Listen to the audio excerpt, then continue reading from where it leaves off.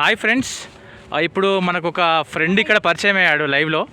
ఒకసారి మనతో మాట్లాడదాము. అంటే కష్టం మనం ఏంటంటే ఎన్ని చేస్తున్నాడు ఈ అబ్బాయి, ఎన్ని చేస్తున్నాడు నా చోటా ఫ్రెండ్ అని చెప్పేసి మీరు ఒకసారి ఆయన మాటల్లోనే వినండి. ఒకసారి చెప్పు తమ్ముడు, పేరు చెప్పవా?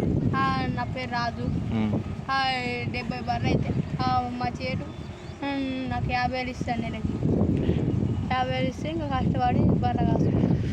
Okay, thank you. చూసారా ఫ్రెండ్స్, మన జాబ్ చేస్తూ టార్గెట్స్ అని ఇదే అని అతనికి ఏ జాబ్ చేసినా, నాట్ ఓన్లీ టార్గెట్ ఫీల్డ్, ఏ ఫీల్డ్ చేసినా కూడా మనకు వచ్చే శాలరీ, ఈ చిన్న పిల్లగానికి వచ్చేంత శాలరీ కూడా మనకు ఎర్న్ చేస్తలేము. సో నేను ఏమంటున్నా అంటే చూడండి, ఒకసారి నేను చెప్పేది చూడండి. ఇక్కడ బర్రెలు మొత్తం మీకు కనబడుతూ ఉంటాయి. ఈ ఫీల్డ్ మొత్తం బర్రెలే ఉన్నాయి.